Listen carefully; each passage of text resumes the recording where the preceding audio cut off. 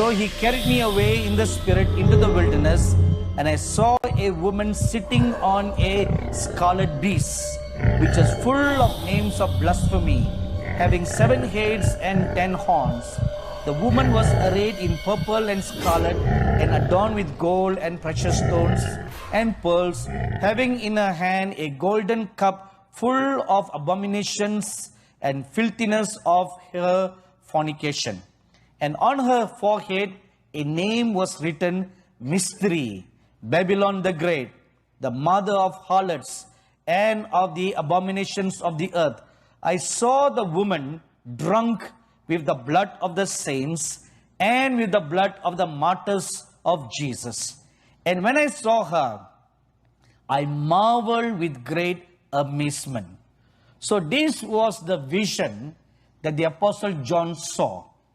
Now we all know very well that though he saw a woman in the vision and he saw like a natural woman, but it's all allegorical. Everything that we just read, the colors, every item mentioned in the scripture has a spiritual meaning. So when we interpret them, and only the Holy Spirit can give us the rightful interpretation. You cannot take a prophetic dictionary and look, okay, what does scarlet means? Scarlet may mean something when it relates to redemption, but the same color scarlet may not mean redemption for everything else. If scarlet meant redemption, if you take the word redemption and you apply to the woman, it will mean that she is a savior, which is not true. She cannot be a savior. So you cannot use a standard definition of interpretation for everything. Only the Holy Spirit can reveal to us what it means. So let's go to the next point. The scriptures that we just read clearly identifies to us this woman's attributes. By looking at the attributes, we can understand her workings. Number 1, she sits upon. She's not standing. The Apostle John saw her seated upon. Now what does that word seated upon means? Seated upon means she is ruling over. She is reigning upon.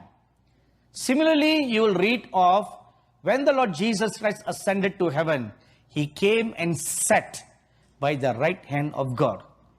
The word sat for the Lord Jesus and the word sit for the woman is the same Greek word. So it gives us the same understanding. When the Lord Jesus came and sat by the right hand of God, he's not just sitting and resting from his 33 years of ministry, but seated to rule. So that's the same concept here. This woman is sitting to reign over, to rule over. Rule over what? The scripture says that she is seated upon many waters.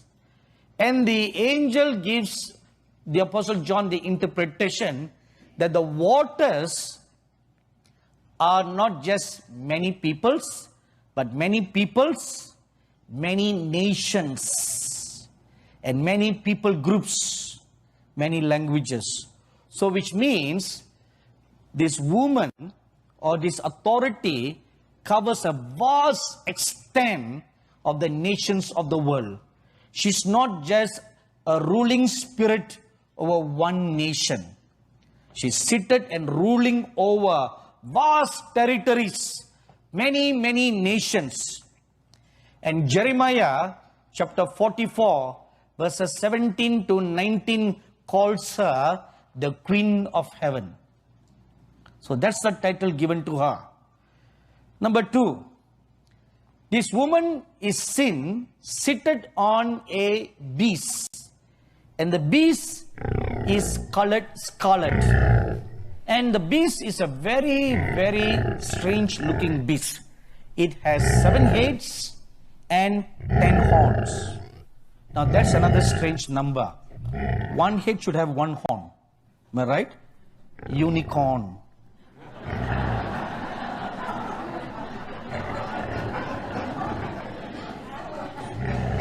Remember the unicorn? Yes. But here, there are 7 heads but 10 horns. So each one having 1 horn and then 3 extra horns somewhere. Now what is that? 7 to 10 government confederations. A union of a government like the European Union, like NATO, all coming together. They form a cluster of union, one block. When they become one block, there is one voice. One voice gives them one strong power. And the beast is full of names of blasphemy. So what does that tell us? The word blasphemy means God-hating nations. They will come together, God-hating nations will come together and form a confederation upon which this woman will sit. Number 3, the woman was seen having a golden cup. Now this golden cup refers to an offering of appealing. It's not a bronze cup, not just a cup. The Apostle John clearly saw gold. Gold is something that appeals to everybody. A metal of great value and a metal of great beauty and a metal of great enticement. So she's holding a cup, an offering of appealing, an offering of enticement, or a very attractive offering. She's offering to drink. And this cup, the scripture tells us, is full of abominations and filthiness of fornication. That's the contents in the cup. Now you read in Luke chapter 22 that the Lord Jesus Christ, he prayed in the Garden of Gethsemane, if it be possible, let this cup pass away from me. That cup that the Lord Jesus saw was the baptism of the sufferings. All the sufferings that he was going through. That was the cup that was given to him to drink, so that he can go through all the sufferings. But here, this woman has a cup. And that cup contains the abominations and filthiness of fornications. 2 contents in the cup. A mixture. So what are they? Firstly, abomination. The Greek word for abomination gives us this meaning, idolatry. So it's a mixture of all religions. A mixture of all religions put together, abominations. In 2 Kings chapter 23 verse 13 tells us, idolatry is an abomination before the eyes of God. So the word abomination therefore conveys idolatry. Idolatry of all kinds of worship that we find in the world today. She has a cup full of abominations. An idolatry, mixture of all religions. Secondly, the cup also has contents of filthiness of fornication. Now what are they? Demon-inspired acts of sexual perversion. Every manner of sexual perversion, known, unknown, unimaginable, demon-inspired. They are all in their cup. And that's what she's going to give to drink. Number 4. Look at her names. She has been given 4 particular names. Number 1, mystery. Word mystery is not just mystery. The word mystery means, demons always shroud themselves in mystery. They don't want to manifest their true self. Because when their true self is manifested, then their power is broken. Let me give you a good example. In Mark chapter 5, when the Lord Jesus Christ arrived in a city called Gennesaret, he was met by a man who was demon-possessed, who was living in the cemetery, living among the tombs, and he came running and he fell at the feet of the Lord Jesus, and he said, "What have I to do with you, O Son of God?" So the Lord Jesus said, "Come out of him." But the demons never came out of him. The demons were still there. And then the Lord Jesus asked, "How many of you are here?" "How many of you are here?" 5,000. But still the demons never came out. Then the Lord Jesus asked, "What's your name?" "Legion." The moment the name was revealed, his mystery was broken. And the Lord Jesus said, "Come out." So, demons enshroud in mystery. So, the word mystery, the name mystery for her means a hidden silence about her demonic background. So, the spirit behind this woman is a mysterious, it's a mystery. It shrouds itself in mystery, not showing who this woman really is. Because there's a power behind her.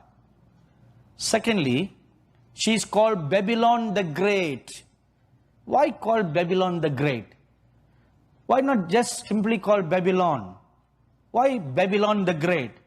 Babylon the Great stands for pride.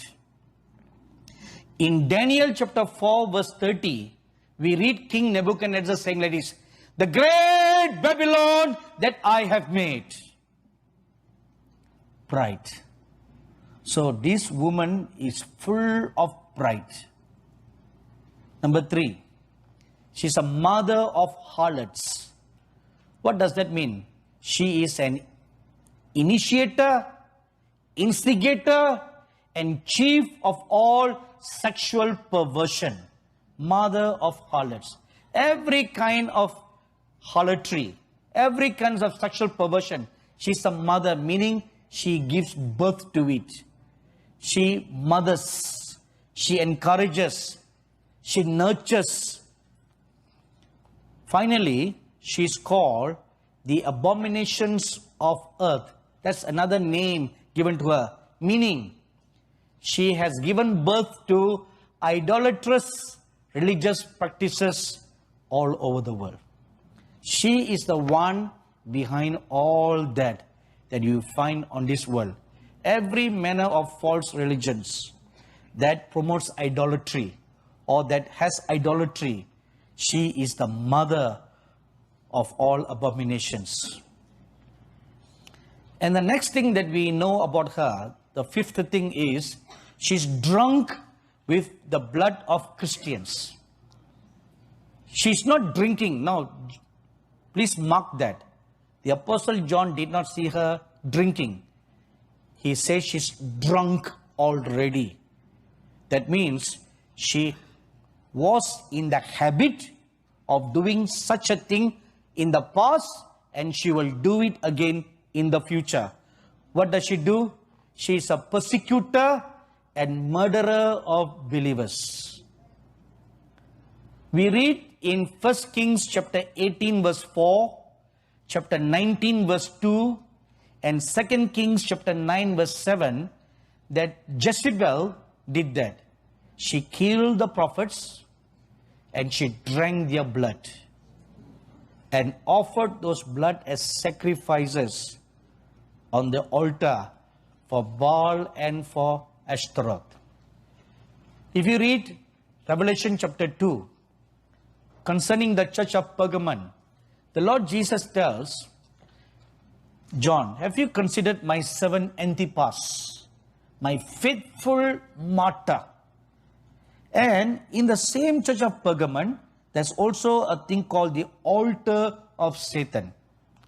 So what they do in that first century was, there was an altar where all Christians, not all of, most Christians, they were killed and their blood was poured on that altar and offered as a sacrifice to these demon gods. So that's what they did. Not only offering, but drinking the blood. Now, this is what we know, the attributes of this woman. This woman is an evil and wicked spirit. Now, I'm sharing with you exactly as how the Lord showed me and taught me last week. This is an evil and wicked spirit. Now, nations have many ruling female goddesses, many nations in the world. In Judges chapter 10 verse 6 and 1 Kings chapter 11 verse 5, we read that Ashtaroth is the ruling goddess in Sidon. And in Acts chapter 19 verse 27 tells us, Diana was the ruling goddess over Ephesus. Not only Ephesus, but all over Asia. Can you imagine, from one end, means from Turkey, all the way of Asia, that is 2/3 of the world, Diana ruled. That she is the ruling spirit over that region. So, this spirit is an evil and wicked spirit.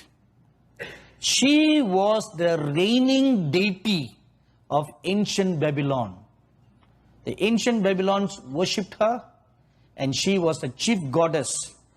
And she is a war given to sexual perversion. If you Google Ashtaroth, you will find her, please pardon me for saying this, you will see her picture portrayed in ancient times as a many-breasted woman. Meaning that she will have multiple partners at the same time, and they come to drink from her, which is what this book of Revelation says. She has given the nations to drink. So that's how this goddess is pictured. She entices people, entices nations, entices leaders through her sexual vices. If you read 2 Kings chapter 9 verse 30, when Jehu came to kill Jezebel, as soon as Jezebel got the message that Jehu was coming, immediately she went into her closet, she pulled out all her cosmetic box, and she put on all her best makeup and her best dress, and she came and sat by the window with an enticing look to entice and tempt Jehu, just like how Potiphar's wife tried to entice Joseph. That's the working of the spirit. Enticement through sexual perversion. Sadly, you have read how many Christian leaders have fallen to sexual vices. It's not just their weakness, it is the spirit. It is the spirit that casts an enchanting spell. Perhaps you may have seen some movies, if not now, in your olden days, how these witches, when they cast spells, a greenery kind of smoke comes out and it goes into the nostrils or into the eyes of the intended victims. Have you seen that? Now, that is not imaginary. That is real. The spirit of enchantment, when it casts a spell, a smoke comes out from her, from the spirit, and it goes all around our mind to capture us. I saw in a vision, when I was writing the book called Elijah is Coming, what caused Elijah to flee away from Jezebel's threat when he just slaughtered 450 prophets, false prophets? Why would he run away from just one woman? Right? When he who could challenge Ahab face to face, what is this woman? She is no match for this mighty man of God who claims all the time, I stand in the presence of God. Right? So I always pondered and asked the Lord, what caused him really? What happened that day? So, in this vision I saw, Elijah made one terrible mistake. The mistake was, now, you need to imagine now. He came from Mount Carmel and he ran with the speed of the Spirit of God, faster than the horses, at least 60 miles per hour and above. So he ran, and his mission was to go all the way into the palace of Jezreel and strike and kill not only Jezebel, but the remaining 400 false prophets. Altogether, there were 850 false prophets, but only 450 turned up on Mount Carmel. The 400 stayed behind in Jezreel because Jezebel had a temple for Ashtaroth in Jezreel. So all the 400 stayed back to offer sacrifices and to do all the other things. So at Mount Carmel, Elijah only slaughtered 450. So his job was to finish everybody, including Jezebel. So he came running, and for some reason, he just stopped at the gate instead of going all the way inside. Now you picture Elijah standing by the gates of Jezreel, and a runner runs to Jezreel. And he brings a message to Jezebel from King Ahab. King Ahab too closely came behind and told Jezebel all the things that Elijah had done, how he had killed all the false prophets. She was so mad.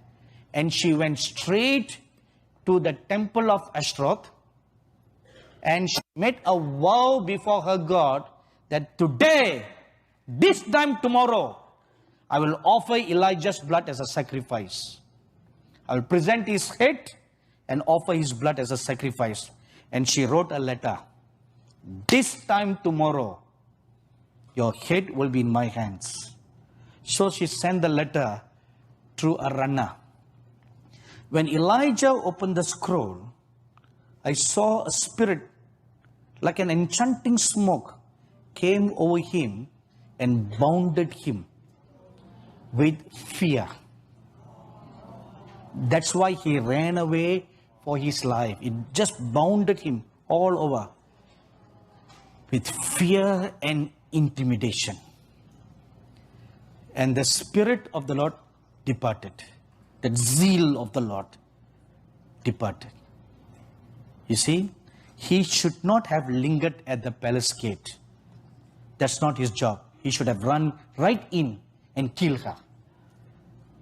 See, that's why it's very important to do the whole work of God and not fall short of what you are called to do.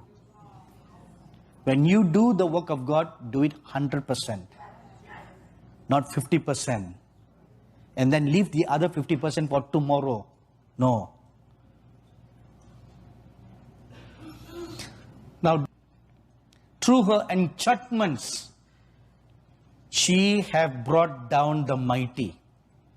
Now, I already gave you a very good explanation for this. She is a mystery. Through her enchantments have brought down the mighty. Number 4, this woman seeks worship. She wants to be worshipped. She wants to be adored. She wants to be exalted. Now that is the spirit of Satan. In Matthew chapter 4 verse 9 you read, when Satan came to the Lord Jesus to tempt him, the third temptation was, he said, bow down and worship me. So when Lucifer and his cohorts, including the sons of God who left their first estate and they became outcasts, every one of them, when they had fallen from worshipping the true living God, now their heart became in focus and they want worship only for themselves. That is the spirit now of this demon spirit. They want worship. So this spirit demands worship. The Babylonians worshipped her as a person called Ishtar, and they made altars and offered sacrifices unto her. What kind of sacrifices? Mostly human sacrifices of two kinds: infants and virgins, male virgins and female virgins. And there was a temple dedicated for her among the Philistines during the time of King Saul. 1 Samuel chapter 31 verse 10 tells us like that. Number 5, her wickedness lies in her mysteries of enchantments. That's where her wickedness is, the degree of her enchantments. She seeks the arts of witchcraft. She creates them and she teaches them. She creates and she teaches. When you worship these gods, she will bless you with wealth and prosperity to all those who worship. That's another enticement the devil gave to the Lord Jesus. He showed him all the glories of this world. I will give it to you. Just bow down and worship me.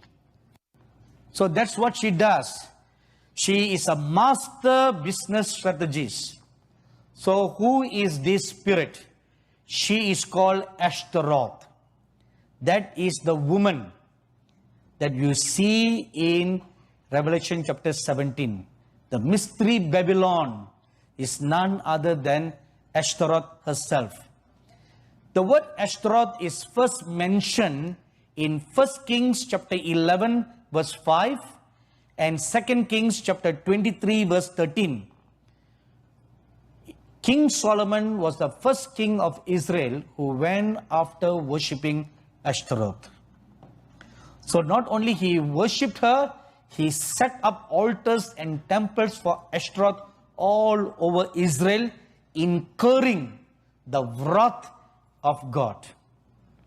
Now this name and cult of the worship of Ashtaroth was born in Babylon. So it was born in Babylon and then spread all over the Mesopotamia area of the ancient times. Now this Ashtaroth is a blood-seeking demon. It's not just a nice looking demon. It's a blood-seeking demon. So this Ashtaroth is a blood-seeking, blood-demanding, blood-drinking demon. Is that really true? If you read Revelation chapter 17 verse 6 and chapter 18 verse 24, it says, she drinks the blood of the saints, steps on them and laughs with joy, or dances with joy. That's what she does. Now this spirit was in Jezebel and in her daughter Athaliah. So let me give you some proofs. This spirit in Jezebel, and Jezebel did exactly the same like how this spirit does. 2 Kings chapter 9 verse 22 says that Jezebel, filled with the spirit of Ashtaroth, practiced witchcraft and sexual perversion. That's what she was given to. And 1 Kings chapter 18 verse 19 says that Jezebel brought 400 false prophets of Ashtaroth to Israel and made a temple near her palace to offer daily sacrifices to Ashtaroth.